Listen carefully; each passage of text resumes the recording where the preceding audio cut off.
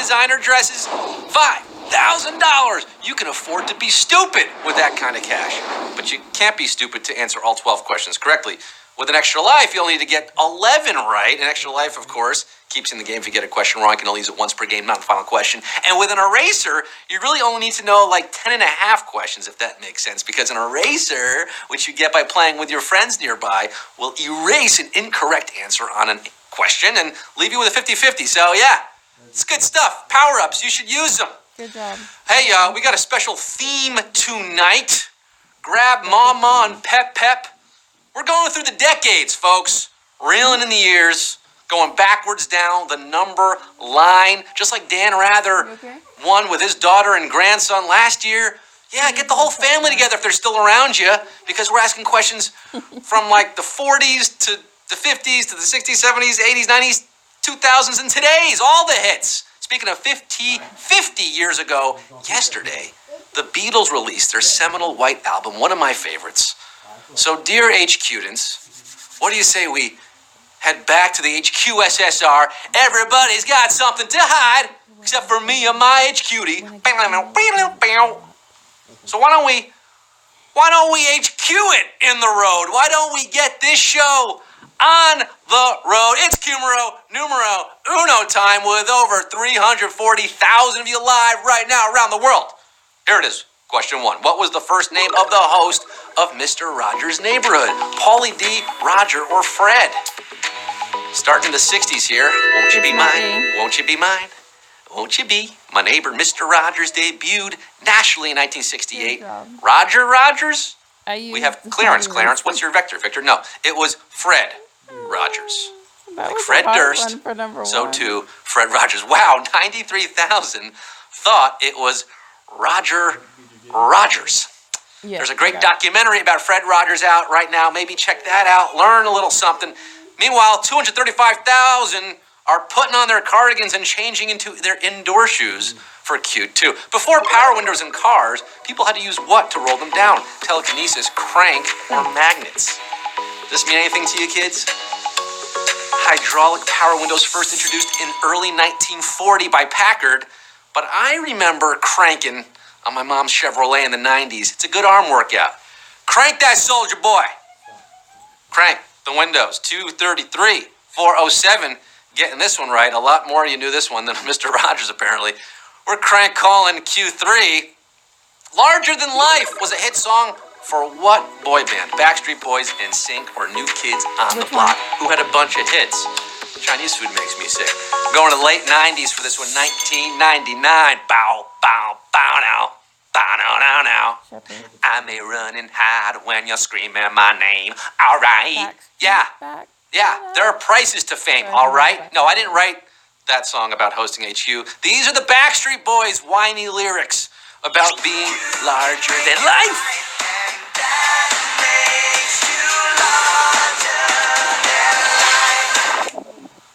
Oh, you people, can't you see, can't you see? 147,160 are seeing Q4 with me. About 70, 80,000 of you there getting your boy bands mixed up. It happens. They all look the same and dance the same. But Backstreet were a larger than life. Q4, the New York Times caused a sensation when it recommended putting what ingredient in guacamole? Peas, carrots, or cucumbers?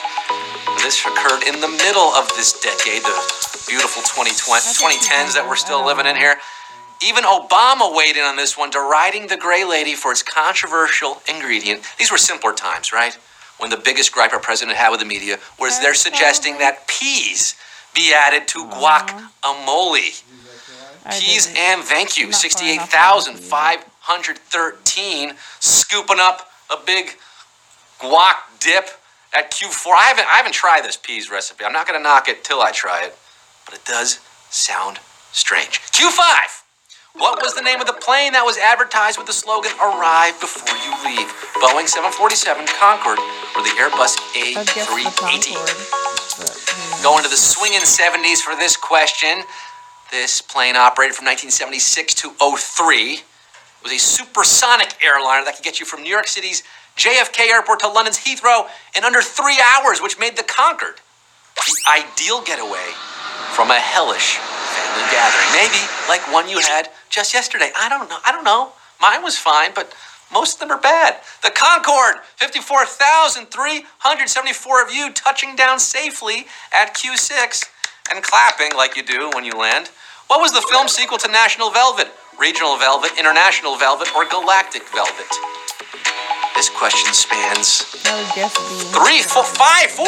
What, the 40s to the 70s? We're going 40s, 50s, 60s. Yeah, 4 decades. The original 1944 film starring Elizabeth Taylor went over so big that just 34 years later, they cranked out another one starring Tatum O'Neal as Velvet's niece Sarah and her horse Arizona Pie, competing on the international level. International Velvet. She was on the Olympic team in the 1978 movie, 42,781. So smooth, like crushed velvet, crushing this quiz right now for Q7. Compared to today, which of these U.S. coins was a different color in 1943? Penny, quarter, or dime? Yeah, 1940s. Your papa or grandpapa alive for this one? Probably. Mine was born in 1948. During the height of World War II, copper, like so many commodities, was rationed. So this coin was minted with zinc-coated steel, making the penny a silvery color. Yeah, look at that. If you find one in your pocket change, well, save it. It's worth about 13 cents. But if you find a copper 1943 penny, well, that's worth millions. About 40 are still in existence, apparently. A few got made before they realized the error. 30,369, like a bad penny. You're turning up for Q8. The actors behind the on-screen king and queen of which movie are not the same as the other two? Coming to America, Black Panther, or The Lion King? You get this one?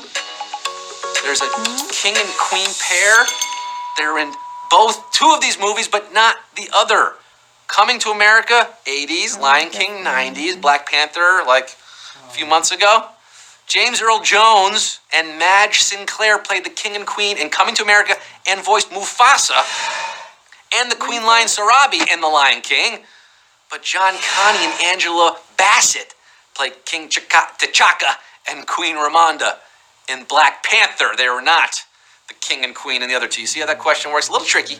14,101 of you. Wakanda forever. You must avenge my death, Kimba. I mean Simba. At Q9, when letters were first added to telephone rotary dials, which of these words could not have been spelled out? Jack, box, or quiz?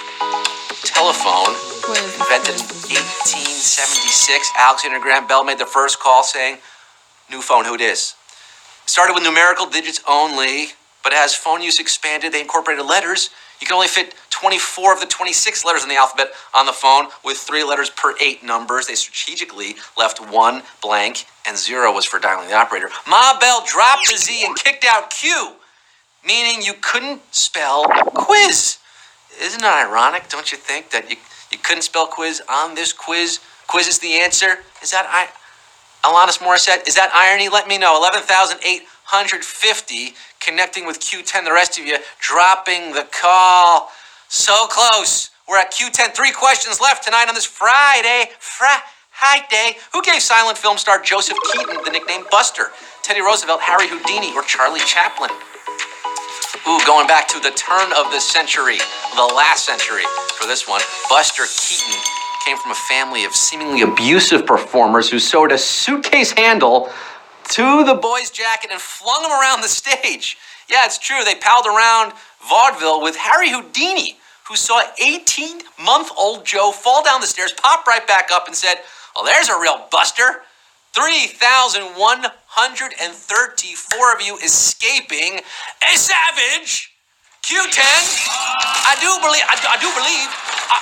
believe we have a savage question here at Q10, losing nearly 10,000 of you down to 31,34, like the great Houdini, extricating themselves to Q11. What was the name of one of Ronald Reagan's chiefs of staff?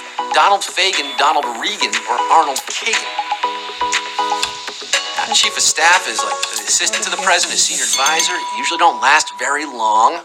Ronald Reagan had 4 during his 8 years as president, the one who served from February 85 to February 87 between the two Bakers, had a name that could not have been more similar to the president's own.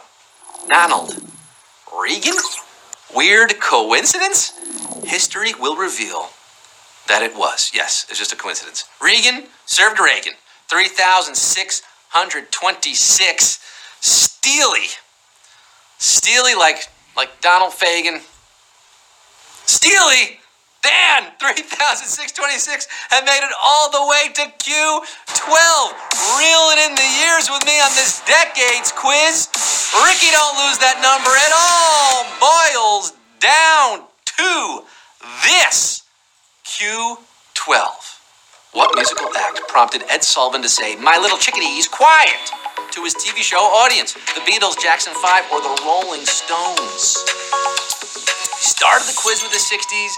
We're going back to that glorious decade of the Mets, the moon landing, and the British invasion, of which these lads were key players. October 25th, 1964. Maybe your mom or dad watched this happen on the Ed Sullivan Show. This band debuted to cacophonous fans 8 months after the Beatles. It was Mick, Keith, Brian, Bill, and Charlie, the Rolling Stones, which prompted Ed Sullivan to shush the crowd.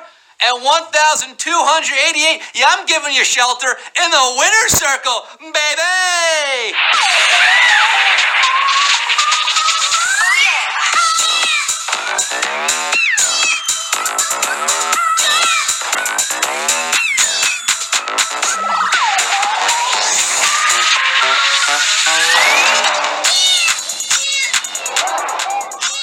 Oh, you can't get no satisfaction? How about winning HQ? How's that for satisfaction? Coming to your emotional rescue on this Friday night. 1,288 of you split in $5,000. Yeah, I'm shining a light on all y'all. $3.88 going into your virtual bank accounts. Congratulations, man. 726 with a little Quiz Daddy avatar there. Respect. Eyes times something. Scott 650. Another Scott one. Spotty Kona Q. Is that City Field?